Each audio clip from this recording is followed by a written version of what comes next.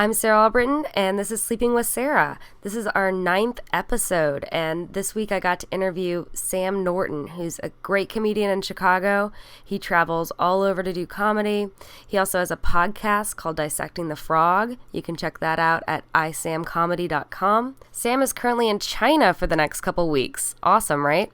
But he'll be back in Chicago doing shows. From June 23rd to 25th, he'll be at Comedy Bar Chicago, so check him out there. Really excited. We had a great conversation. We talked about sleep paralysis and hallucinations. We also got into depth about relationships. You find out which one of us was a mistress, and somebody proves somebody wrong. I'll let you find out who. Let's get started with the show.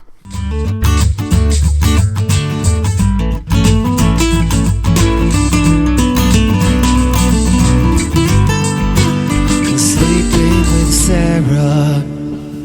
Welcome to Sleeping with Sarah. I'm Sarah Albritton, and this is Sam Norton. Hey. Hey, how are you doing, Sam? Good. This is nice pillow talk. Yeah. How'd you sleep last night? Didn't. You didn't at all? I slept maybe an hour, 2 or 3 hours this morning. My lady had to be at work early, so normally we're on the same sleeping schedule, but she had to be at work at had to be up at 7. And I usually don't go to bed until 3 anyways, and for some reason I just stayed up all night. Wow. Yeah. Does that happen a lot? Yeah, I go through spells. I have spells of, I don't want to call it insomnia because I've never been diagnosed with it, but yeah, I go through spells of just not sleeping for a very long time. What's the longest you've gone without sleeping? 3.5 days. Wait, that's you're legally insane at that point. Yeah, I good lead into this story. Yeah. It was in high school, and I think it was all stress motivated, but yeah, I went about 3.5 days without sleep, and I was driving my friend back from school, and we're going through our neighborhood, and I swerve out of the way because a car pulled out of their driveway and almost hit me. And my friend was like, "What the hell are you doing?" And I'm like, "That car almost hit us." And he was like, "What car?" And I turned around, and I just made it up in my head. There was no car. And so... Yeah, wow. That's, did you see the car pretty clearly? Did you have specifics in your head? Yes, it was a light blue minivan, and it had a sliding door on the driver's side. Weird. Yeah, no, it was fully formed in my head, and there was a woman driving it, and so I was like, "What the hell is she doing?" Wow. And he was, I can't imagine what it looked like from his perspective, just to see me jerk the wheel and be that must have been terrifying. Yeah, for him. And then he's like, "Dude, are you okay?" And I'm like, I haven't slept at all. So yeah, it was a pretty vivid hallucination. Oh, I have hallucinations. Usually when I first wake up or when I'm about to go to sleep, it's called hypnagogic hallucinations or hypnoponic. Hypnagogic? Yeah, hypnagogic and hypnoponic. One is when you're first waking up, and one is when you're about to go to sleep. Uh-huh. And so when I get really tired, I see stuff that isn't there. I'll sit I've totally, and I feel bad about this, I've totally been making out with a guy and been super tired and said something that made no sense at all, and he just thinks I'm weird. So you were just half asleep? Kind of, but it's not I'm awake. That sounds really bad, but no, my ex understood a lot when I would do that. When I get really tired, I will say things that don't make sense. We would be talking, and I'll be like, "Hey, we'd be talking about something comedy, and be like, oh, I want to go pet the dinosaurs," or something like that. I'll say something that makes no sense. Yeah, because your brain starts sleeping before your body does, right? But sometimes it's close enough to reality that I'll be asleep on the couch a lot, and Emily or Derek will come home and maybe have a conversation with me, and I don't remember it. I've done that. I've done that a lot too. Things like that. That happens a lot. But yeah, the hallucinations is a pretty normal thing. It only happened that once, by the way. Yeah, that's it? One time? Yeah. Well, you're lucky, because I've gone multiple times where there's multiple days without sleep, but that was the only time that I had a vivid hallucination. Well, what was the other? You said hypnagogic and then hypnoponic? Yeah, it's basically, they're both, yeah, I think it's hypnoponic. Hypnagogic is definitely, Yeah, so that's definitely Just sound like marijuana strands. I know they do, but it's totally true. Like hypnagogic, it really is a thing. Yeah. So what's the hypnoponic? So one, I get them mixed up. I think hypnagogic is when you're first waking up and you have a hallucination, and hypnoponic is when you're really tired and you. Oh, okay. So I could be wrong on this, guys. So don't quote me because it could be the reversed. So I'm not sure. Yeah, don't be a dick. Yeah. But yeah. So I used to have those a lot. So I would I'd like hallucinate a spider crawling on my leg every morning when I first woke up for school. And I mean, have you heard of that stuff?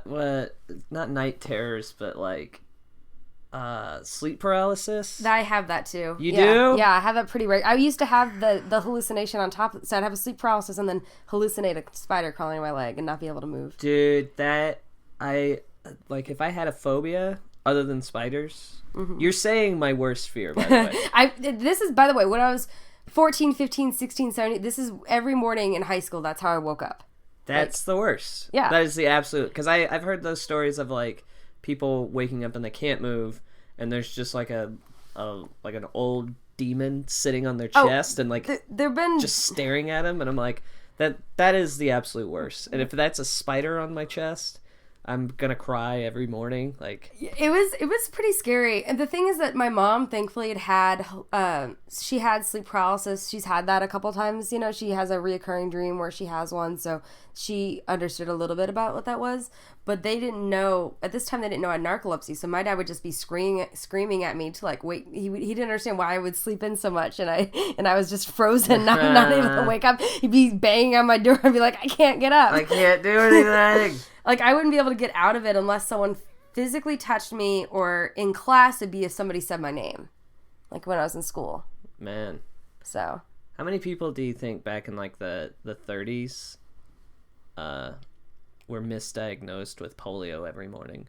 Oh. Because they had like sleep paralysis. They're like, oh my God, call the doctor. And then every day was a miracle because they had polio in the morning, and then 2 hours later, they're like, oh, they can move their foot. That's really funny.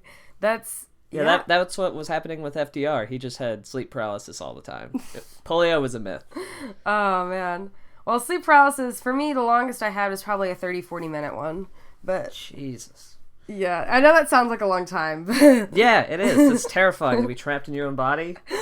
And the thing is that no matter how many times it's happened, when it happens, it still feels so real. It's like... Yeah. Yeah. Because you're hallucinating on top of also it being real that your body shut down. Yeah. So... I had... I have no idea what it's called. But... and I have them very infrequently, but I used to have them a lot when I was a kid. They were like waking dreams. Mm-hmm. So it wasn't sleep paralysis. Like lucid dreams? No, I could do that too. That's pretty cool. I used to be able to do that as a kid all the time, and that's how I actually got over a couple of my like reoccurring nightmares. But no, what I'm talking about is like you wake up. So this sounds super weird, but it was terrifying, and it still is when it happens. So I had this reoccurring dream that I'm at like a wacky bowling alley. Okay. like what? Like a Twilight disco bowling alley? Or? No, like a grimy, dirty bowling alley. Okay. Where like a bunch of fat guys are there, right? But it's like a Twilight Zone type one to where everybody looks terrifying. Ah. And for some reason I'm there and everybody's bowling, right? But what happens is in the dream, I get smaller and they get bigger, and then everybody starts like speeding up, mm-hmm. like really fast, and that's when I wake up. Well, the thing is, when I wake up, the whole entire world is doing that still. Oh yeah. So if I fell asleep on the couch and then I woke up and then you were out there, you would be not only like getting bigger, but mm-hmm. you'd be like moving. Oh. Like. What am I trying to think of? You know, in like horror movies, how like at some point like they'll have like someone's head shake really quick, and then they'll say something but it doesn't make sense. That's basically what you'll look like. Oh, weird. Yeah, that's scary. Yeah, it was terrifying as a kid. And now when it happens as like I've had it happen maybe twice as an adult, mm-hmm. but now I can just like calm myself and just like close my eyes, and like I can still feel everything. It still feels like it, but if I'm not looking, it slowly subsides and goes away. But as a kid, I'd just walk around the house. My parents would be like, "Are you okay?" I'm like, "You're moving too fast." Just freaked out because my parents are grabbing me and going, Did they think you were on drugs or something? yeah, they didn't know what the hell was going on. That's crazy. And again, they just kind of yelled at me and like, "Go back to bed." Like they just thought I was being a dumb, crazy kid. And still do, but it was such a reoccurring dream. They're like, whatever, you're not hurt. You're just scared, you idiot. See, for me, sometimes when I wake up, it's like slowly the dream part leaves and the world comes back. But it's like, it takes a while. So like I might realize I'm on my bed, but I'm on my bed floating in a river, you know? And then like the trees will like slowly... that sensation goes away, or you're actually... No, you're hallucinating that? Yeah, I guess. So it's like, so sometimes it's like if I'm... Like, I wake up and I'm lying down. I'm like, oh, I'm lying down. And then I'm like, oh, I'm on my bed. Oh, and then slowly it's like I see a tree and then I'm like, wait, no, it's not a tree. It's this part of my room. And it's slowly, that's not a monkey. That's like a hat I have or something weird. I think most people do that, but they do it with emotions. Because everybody's been with a partner where they'll wake up pissed off at you, and you're like, I didn't do anything. But because in the dream, they wake up and they still think that's... Or like you have a dream where you're late, and then you wake up like getting dressed really quick because you think that you're late. Yeah. And so I think people do that emotionally, but I've never heard of anybody doing it like where you're thinking shit's a tree. Yeah, I guess that's weird.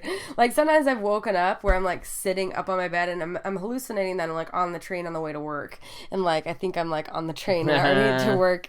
Like I'll like wake up and I'm like this and thinking like and then I'm like... Wait, you'll wake up erect and sitting down? Yeah, sometimes. Do you sleepwalk? No. I mean, only I've sleepwalked a couple times, but only like when I've been like when I've had like a really when I haven't had as much sleep lately, and maybe when I've been drinking. How does one person have so many crazy sleeping shit things? I have a You have everything. I have a lack of... All of I don't. Everything that I've ever read about sleeping is in one body. I don't have insomnia, and I don't... Not yet. I'm sure you will at some point. The fucking spider's gonna keep you up at one point, and then you're just never gonna sleep again. I know. Basically, I think I almost need to put on my dating profiles, hey, must be a heavy sleeper. Yeah. Yeah, I mean, I do. Or loves kayaking, because apparently you're on a river. Yeah, I mean... Just find someone to go into your own weird dream world with you. Yeah, I mean, it can be weird sometimes. Like, I mean, thankfully my ex was super understanding about it. Like, but yeah, I mean... I don't know, it wasn't like a weird... I wouldn't do that much. It wouldn't be that bad, He would just know what he got when it was happening. But other than Edward Norton in Fight Club, does anybody have insomnia and narcolepsy? Well, is that even possible? I don't know if that's a good question. I don't know. Maybe this is an answer somebody could let us know. Yeah. I do share this with some narcolepsy and sleep awareness groups. So if anybody happens to know the answer to this question, please tweet at us. I'm assuming so. Yeah, I think the one rule in the world is that if you can think that it exists, it exists. Right? I don't know. Well, the thing is that insomnia and narcolepsy, the thing is that part of narcolepsy is sometimes you do have difficulty sleeping at night. It's called disruptive nighttime sleepiness. So that could be confused with insomnia. Wait, that's a scientific term? There's the scientific one is disruptive nighttime sleepiness. Or disruptive nighttime sleep. Sorry, okay. It's disruptive nighttime sleep. I was like sleepiness. No, because the daytime thing is excessive daytime sleepiness, disruptive nighttime sleep. So that's narcoleptics, and sometimes I feel like they need to come up with a better term than sleepiness. I mean, I know it's apt, but it just seems not professional. I shouldn't even tell you what it's called when I fall down. The falling down thing. That's called a cataplexy. Well, that sounds like a real word. Yeah. Like that sounds like a word that you read in a book. Sleepiness just sounds like something your mom says. Yeah. Doesn't sound like if a doctor told me, "Are you suffering from bouts of disruptive sleepiness?" I'd be like, "Can you give me the Latin term so I feel like I'm paying you enough?" Yeah, I don't know. It's just like narcolepsy sounds. There's that like nocturnal type part of it, and epsy is like. Well, I mean, like epilepsy, it's and it's a weird thing because I actually had seizures I had elementary seizures as a kid. Like I had like two. One, I think both of them might have happened in my sleep, and I wasn't diagnosed for narcolepsy for another 6 or 7 years. But I wonder if that had something to, if that was like a early sign or something. Because I only had like 2 seizures and took medicine, and then like 5 or 6 years later, I was diagnosed with narcolepsy. So. Wait, do you still have seizures? No. Oh, okay. But sometimes. So your seizures were like, you know what? Let's just do narcolepsy instead. Yeah, I don't know. It's they called it element. They said I grew out of it because I had a seizure when I was like 7 or 8, and then one when I was 9.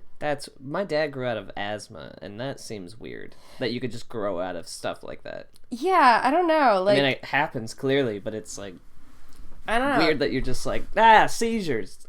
Nah, that was like a kid's thing. Yeah, it is weird. It's not like people grow out of other things. Like, people don't grow out of diabetes. Yeah, they grow into it. Exactly. In fact, I think that's type 2 diabetes. Yeah. Is the growing into diabetes. You know what they don't grow out of? What? Polio. I don't know why I'm shitting on polio so much. About polio.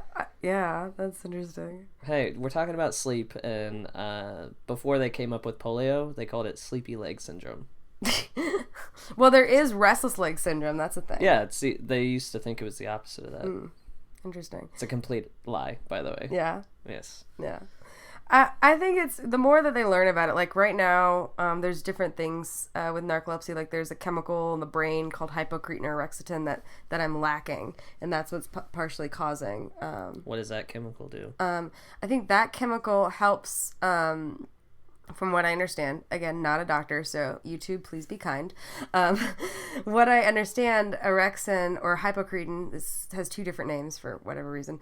And what it does is it helps my brain know when I've had enough, like had enough food, had enough sleep, had enough arousal. So a lot of narcoleptics also happen to be obese because their brain doesn't know when to say, hey, I've had enough food, or hey, I've had enough sleep. So I can sleep for 12 hours, and still, if I don't take my medicine, I will still be tired or want to still sleep. It's a weird thing. It's almost like a... Sounds like my wife. Mm-hmm. Maybe I should have her checked out. Because she could just sleep all day. Well, the problem is that some people... We call it Tanya napping. The thing is that some people don't... Narcolepsy is so misdiagnosed. Like, only 25% of people know they have it. And it takes an average of 10 to 12 years to get diagnosed. Well, I think unless you're having... fainting spells, then nobody knows. And only 40% of people that have narcolepsy have cataplexy. So that's the only reason I found out, because they kept saying I had mono or something. But like some people are really misdiagnosed. So some people that have it subtly, like my mom has it, but she is not as bad as, she doesn't have to take medicine for it. But some people have it subtly where they just feel tired and they're just like, oh, I just drink coffee, and like, well, how much coffee do you? Oh, I drink like 8 cups a day. And it's like, oh, okay, maybe you should look into it, because you might have like a slight bit of it, but having a slight bit, if you could just have a little bit of medicine, it would just change your life. Yeah, balance it out. But the thing is, doctors are really afraid to diagnose people with narcolepsy for whatever reason. It's like a lot of doctors don't like to diagnose people like having it. Well, isn't it less a like a doctor thing and more of a psychologist or psychiatrist thing though? Neurologist. Is it neurology or is it psychiatry? No, I was diagnosed by a neurologist. Oh, okay. And it's amazing how many regular doctors don't know about it and stuff. It's really interesting, the weird lack of education in certain medical fields. Like, I was like sleeping all the time, and they're like, oh, well, based on your blood, it looks like you've had mono before, so we're just going to say you've got an extended case of mono. But thankfully my parents were kind of resilient. I got tested for a lot of things, and then I had a cataplexy, and they're like, well, maybe we should have they looked like I fainted in class. And then they're like, well, maybe we should, look at a neurologist. Thank God one of my high school friends, her dad was a neurologist, and he fit us in like within a week. Oh, wow. Usually it takes like 3 months, So he was super great. And then we went. And his name was Dr. Ben Carson. No, but shout out to Dr. Corwin, because he rocks. But he got me a sleep test at University of Louisville, and they found out that's what I had. And it took me like 2 years to find a doctor that had seen a worse case than me. And so I guess it was pretty bad. Oh, really? I don't believe that. The worst case than all the things that you got going on in your brain. Yeah, so I went to Lexington, that I had a doctor that studied sleep stuff for over 15 years, and he hadn't seen anybody worse than me. It gets better as you get older, so I What's it with everybody in this house, like, having the worst case scenario of whatever they have, like, What do you medically? Your roommate also had, like, some weird lactose intolerance or something that's, like, the worst case ever in the history of the United States or some weird crap like that. Oh, yeah. Oh, I forgot that she did. Yeah, I mean, there's a lot of different... I don't know. Well, go big or go home, I guess. I was going to say that exact thing. I was like, well, we just go for the biggest thing. Yeah, exactly. Why not? That's what a winner does. Exactly. Like, I win at sleep. And if I win here, I'm going to probably have a tumor the size of my body or something. Hey, I mean, you forget I also had the mumps, so, like, how often is that? That's true. And they were the worst case of mumps this world's ever seen. Well, the weird thing is that before I realized that before I had the jaw pain, I was so tired. I was like, my medicine just isn't working today. I was so tired.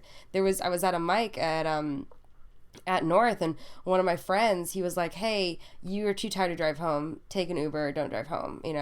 Somebody else gave me a ride home. I had to get my car the next day because I was so tired. My medicine, it's like, why isn't my medicine working? Because when you have the mumps, part of it is you get super tired. So I spent the entire week just basically sleeping and not being able to touch anything. And you thought it was just yourself and not... Well, no, because I had the jaw pain, and I went to the doctor, and I knew, and my face blew up like a balloon. So, but... When you said you got the mumps, I still... Do you think polio? Yeah, it's like polio, scurvy, and the mumps. Like, the three weirdest things. Yeah, like, mumps is pretty rare. Like, only 200 to 2,000 people a year get diagnosed at all. And, I got them. Lucky me. Hey, good job. But I'm just glad I didn't get my roommate sick. I think everyone's... I'm glad you didn't get open mic sick. Well, because... Just screaming into a microphone, licking it with your jowls. Well, the thing is, like, everyone gets vaccinated. God, I really sound like I'm really, like, unhealthy. I am pretty... She is the worst. I don't even know why I'm laying in this bed.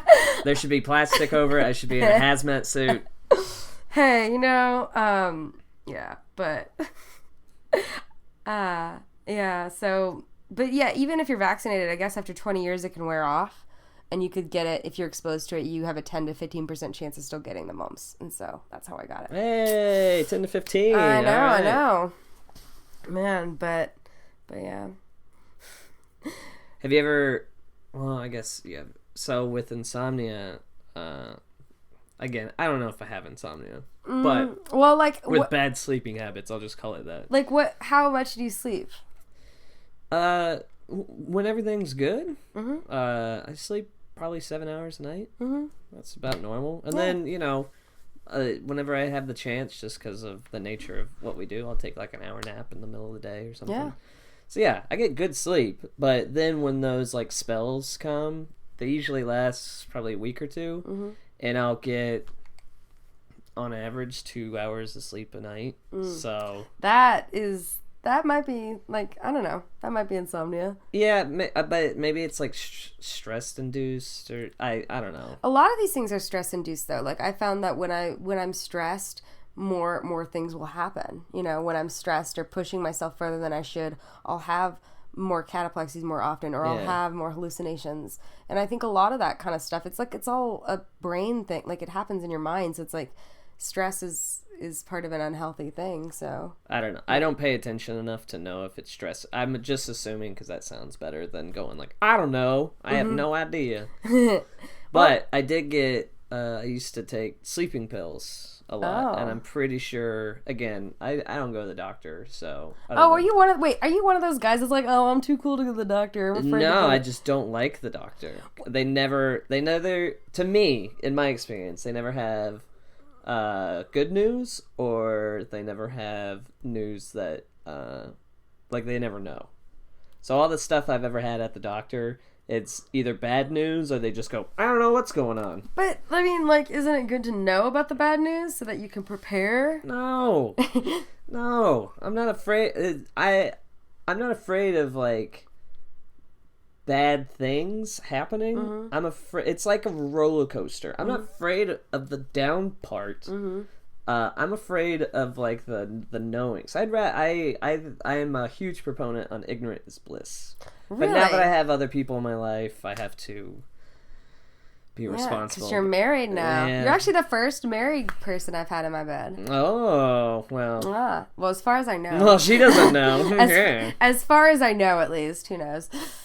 Yeah, I'm sure you've had married dudes before. No! Don't say that! Oh, no! Don't say that. That's going to make me feel Hey, awful. I was a mistress once. You were? Yeah. What was that like? Well, I mean, it was great for me at the time. The worst moral decision I've ever made in my life. Yeah. And, Did anybody find out, or was it? yeah, of course. That's how it always happens. Wait, I want to hear this story. So, I'm going to try to be respectful of the people I'm talking about, but, and still tell the story. But, started hooking up with this, married woman who was a fan, and, we used to meet up and stuff, and she was married at the time, had a kid and stuff like that. And we'd meet up, and she'd come to my shows and stuff like that. And at one point, she dropped that she was falling in love with me. And I told her, I was like, that's not going to happen. Like, I really like hanging out with you, and I find this to be a friendship with... That's more than... I didn't deny that it wasn't more than friendship, but I was like, I don't love you. It's not going to happen. So harsh, Sam. But it's better. It's in my mind. It's better to stop that. Yeah. Than to lead on. Lead her on. So and then I told her, I was like, listen, if that's not okay with you, I'm fine with ending this. I would still like to be friends if that's possible. If not, whatever. And she just kind of. I think we still slept around for a little bit after that. But I think her husband either found out or I think she told him. She told him, and I was like, okay, well, we're definitely not doing this now. If that's the case. Yeah. And he sent me a death threat, rightfully so. And I haven't seen him, but if you ever see this guy who you are more than welcome to punch me in the face, because that is what you could probably do more to me, and I would 100% understand. But what I did find out is that she was not only cheating on her husband with me, but she was cheating on me with this other guy. Now, wait, can you really be upset about that because you were like a mistress? I'm not. No. I'm not upset with the fact that there was another guy. I'm upset with the fact that I didn't know about this other guy. So it's like a guy who didn't care that this was a relationship shouldn't have to find out about this other guy and be... Because I felt like I was the only one doing this, and if I would have known there was another guy, I wouldn't have put so much stock in the fact of how bad I am. Because You're saying it would have made you feel better, and that's why you should have known? Yes, of course. So the only reason you should have known is because it would have made you feel better. Yeah, of course. I'm super selfish. I don't know. I'm already a mistress. I might as well go deeper down this selfish egomaniac rabbit hole. And that's honestly the way I felt, because, to be honest, I felt like and this was young me, I felt like I seduced her away from her family. And that really started taking a toll on me of like, oh, I can't, like, it's one thing if someone seeks you out and you're a participant. It's still terrible. None of this, I'm going to look you guys in the eye. None of this is okay. No. But I'm just trying to explain it. It's one thing if the spouse seeks somebody out and then you just become a participant. It's another thing if you pull somebody into that life. That seems way worse. And that's the way I felt, that I pulled her into this. But come to find out, she had another guy that I think I kind of lost contact with her, and I think she ran off with that other guy and tried to get married or something like that. Wow. And so I don't know what happened, but it was one of those things of like, okay, well then she was gonna do this regardless of me, so it made me go like, all right, this was more of a she needed to do this type thing, in whatever way she was right into wanting to get out of a relationship or whatever she was looking for. It wasn't me going like, no, you're looking for this. Yeah, I don't think I've ever, I don't know, I mean, I've definitely I mean, I don't, like I said, not sure about a married person. Maybe, who knows? But not knowingly. If it's a fiancé or married, no, we're done. No chance. Sure. But yeah. Unless they're into that. What? Unless what?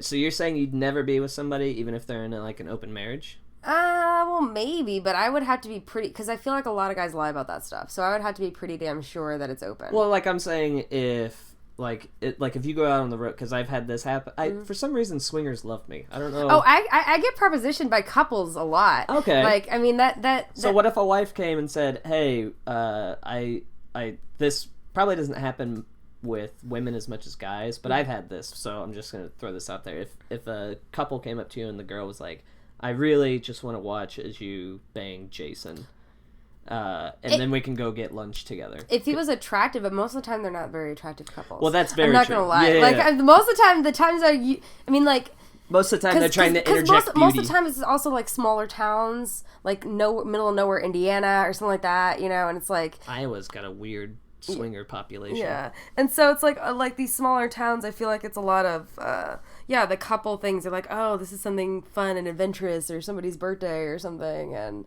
I mean, like, I get, but it's, I don't know, like, I would rather have a situation that, I don't know, I've only had one threesome and it was super fun, and I don't know, it was natural, it wasn't like forced, it was, I don't know if I'd want to fuck that up by like, So was this an actual threesome, or did you hallucinate it? No, Was it sleep paralysis, and then the witch on your chest? No, was the threesome I had was actually with a friend of mine. I thought you were gonna say old dude. No, not old dude. No, no. Just so you guys know, Sarah's ageist. So. Yeah, sorry. You got to be younger than. Well, let's see. Yeah, younger than 40-ish, maybe. Wait, how old are you? Why does everyone always ask me that? Well, when you say 40, there's a huge gap. My parents are 13 years apart, and they are happily married and in love. Okay, They've been together for over 30 years. I'm saying if you say like 18, that's a huge difference. But if you say 31, it's like, all right. I'm not 18. Okay, but I'm saying where. But yeah, it's not that big of a difference. I mean, it's. Are you difference. late 20s? Like mid. Okay, well, but that's not that bad, That's still. But my parents are in love. They still like had. I'm that not thing. saying you can't love somebody. I'm saying that there is a difference in people when there's 15 to 20 years apart. I will say though, one time at my I don't know if she's gonna listen, but one of my sisters at her wedding reception, there was and I was like. I was of age at the time. I mean, not of age to drink, but I was of age. I was over 18. Oh, but okay. there was a man at her reception who was one of the most charming guys, like so ingratiating, so charming, and like we danced and talked, and he was definitely twice my age, but like I totally made out with him, and it was definitely a thing where he like they all went up to the bars, and I wasn't old enough to go to the bars, so I couldn't go, and I didn't have a fake ID. What's funny is he was like the most charming man back then. I guarantee if you time travel now back then into your body and then listen to the crap he's been spewing, it'll probably just be the same stuff you've heard before, except it was new. It was, because I was like super young. He was probably going like, I like your pretty eyes. They're like two butterflies on your face. And you're like, oh my god, I can't believe you have a full beard. Is so my drink? Okay, I can't go with you, but I totally tell you that. He totally like told me his room number and stuff like that, and I didn't do it, but like it was a tempting thing. It was super cool. Like it felt like super adventurous because like we were making out behind this huge pillar, and I knew like my family was on the other side and they couldn't see, like all these like crazy stupid little things.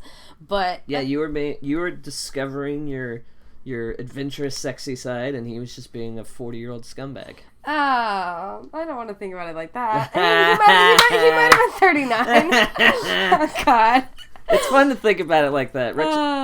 Hindsight is the best part about life when you get to look back and go, good Lord. Well, and I look at some... You think I like looking back on being the mistress? That was a fun time back then. But when I look back at it, I'm like, no. Yeah. What did I do? Yeah, and I think about all the... I feel like there's so many guys that just don't make an effort. And you're like, why did I hook up with that person? They didn't even try, you know? It's like, I just felt like it. Yeah, all right. I've had this let's get into this for a second.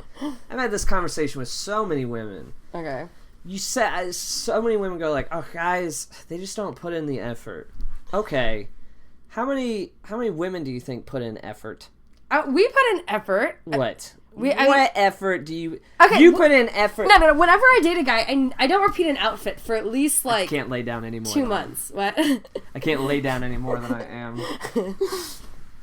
You don't repeat an outfit. I try not to repeat an outfit or underwear. Why do you? Okay, underwear. I can understand. I try to but why would what I'm saying? You're that's stupid. Women. No. This is what's stupid. There are that I could tell you because dick is so plentiful. Right? What? Just the amount of guys that'll hit on you, right? You'll get a homeless man hitting on you, and then you'll get a guy in a Tesla hit on you, maybe in the same day. Wait, potentially. I've only dated one guy that has a Tesla. Yeah, but I've slept with 3. Shut up. But this is all these are all generalities. Everybody's a unique snowflake. I'm a straight white guy preaching. I get it. Let me mansplain. What I am trying to say though is that it is. Can we both agree that it is true that dick is being slung at a more discount rate than vagina in most cases? But you also don't know the quality of the dick. Okay, we're not talking about that. I'm saying what you get approached with. You probably get... On average, how many times a day do you get approached by a guy? I mean, what do you define? What do you define approached? Just a guy hitting on you. Like a guy saying, "Hey, what's up?" Or like a guy actually buying you a drink and going... Whatever you want to define, like, okay, this guy's hitting on me. I mean... I don't know, like a handful maybe. I don't know. Just give me a random number, whatever feels right. I don't know, 6. 6? Maybe. Okay. It depends on how out I am. Like if I'm going to multiple places, more. But I'm saying the mean was around 6. Could be higher on other nights, could be lower on other nights, but 6 is all right. For guys out there, you'll know what I'm talking about. For guys, it's maybe 6 in a month. Where a woman will approach you and go like, "Oh, we're definitely flirting," and that it's nothing against women. It's just the society we live in is that guys are supposed to approach and prove their worth. Now, trying wise, this is what we're trying to get back to. Mm-hmm. Trying wise, because that's the pattern we've set up in society that guys have to approach and make an effort towards women. Guys make an effort. Now they can make poor efforts. Because they're terrible dudes. Some aren't. And that means more than likely you have poor judgment that night. Well, I mean, or just... But we've all had poor judgment. I mean, no... But what I'm saying is that women don't... in my experience, women don't try all that hard unless it's past maybe the 3rd date. Because I've heard women talk about... I heard you talk about a date a while ago. This was like a year ago where you were like, nah, I don't know if I want to go out on this date. I don't know. I could stay in and eat chips or I could go out. It's like, no dude has ever done that. No dude's like, nah, I don't want to go on this 3rd date. If there's a goal involved, which is usually sex or something... Yeah. The guy's like, oh, I'm definitely doing this. But women can go like, I don't know. Well, it depends. Like, if I'm not into him, I don't want to, like, lead a guy on. And, like, the thing is, if I'm not sure if there's chemistry or things like that, it's like, when you get to, like, 3rd or 4th date, it's like, you know, like, this guy's really nice, but, you know, are we going to connect in the bedroom, you know? And it's like... But that's where that's what I'm saying. There's where the trying aspect comes. As a girl, though, if if guys try until the goal is reached. Women and then they don't stop. have No, to but try. that's the point. They stop trying after you start having sex. So then their efforts in terms of courting you and pursuing you stops once you have sex. The guy stops trying. Unless you say he's not good, but women don't do that because they don't want to be labeled as a bitch. But that's the thing. But then whose fault is that? But then in terms of dating, once you have sex, the guy typically stops making an effort as much. And it could become, before you were going out to dinners, and now it's like, you come over and watch Netflix and eat takeout. And it's not, in our world of, monogamish or like, whatever, dating, seeing people, Tindering, it's like it becomes very lazy. So once you have sex, then guys don't try as hard. All right, I'll give you that. And that's what I mean about effort so in before terms of sex, dating. guys give more effort. After sex, women give more effort. Possibly. In a very generalized sense. Very generalized sense. In this kind of horseshit scenario we set up laying in your bed. I know, right? Now, you mentioned that women, so you said women try, and you're like, I don't repeat outfits or underwear. That's not the only thing I do. But I'm also very What conversational. else? I'm good at having a conversation with somebody. Some guys are very awkward with it. They don't ask Some questions. people are very awkward. Well, they don't ask you personal questions. You have to I'm very good at asking a question while giving information about myself. So it doesn't. What do you do? What do you do that? What am I trying to say?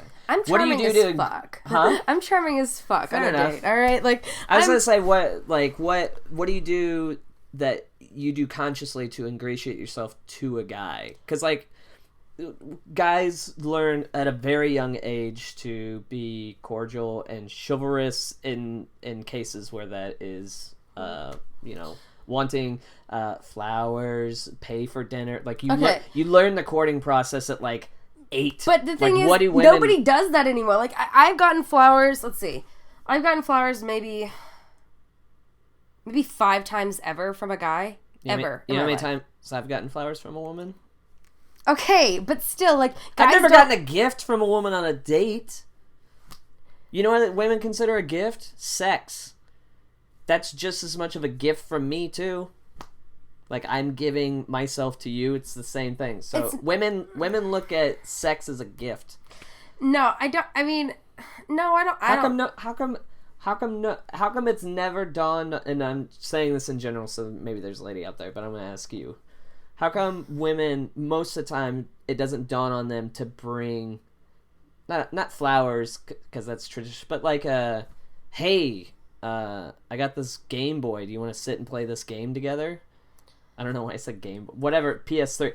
Bring a video game to play with a guy, a traditional guy gift, and be like, hey, let's play this game I've together. done that with an ex, but we had seen each other for a bit. Okay, but I'm saying, why has it never dawned on women to bring a gift? Well, I mean... Well, that'll be seen as creepy. If I went on a date with a dude and was like, "Hey, I have this thing," that's a little weird. Guys will think that if you're trying too hard, then there's something wrong with her. Because girls are approached so much, when girls make too much of an effort, a guy's like, wait a second, there's something wrong with this girl. She must be crazy because she's trying too hard. That's what they think, because they've been so ingrained into society thinking that they have to do the effort. That's why apps like Bumble don't really fucking work, because, girls having to reach out, guys don't like it when girls reach out first on dating sites. Wow. It's just... I like being Did I win this? Yeah, I Wait, do I have this on tape that I have proven Sam Norton wrong? but I like being proved wrong because I'm Yes. full of shit most of the time. Most people think I'm. It's because I'm super competitive, so people just think that I'm hard headed. But no, I like being proven wrong. Cool. All right. This happens all the time where I'm very adamant, and then once someone makes a good point, I'm like, all right, never mind. Well, thanks. I'm glad I had that win.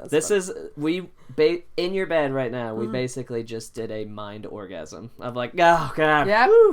Yep. Thank you. And that's pretty fun. I have one more question for you. Sure.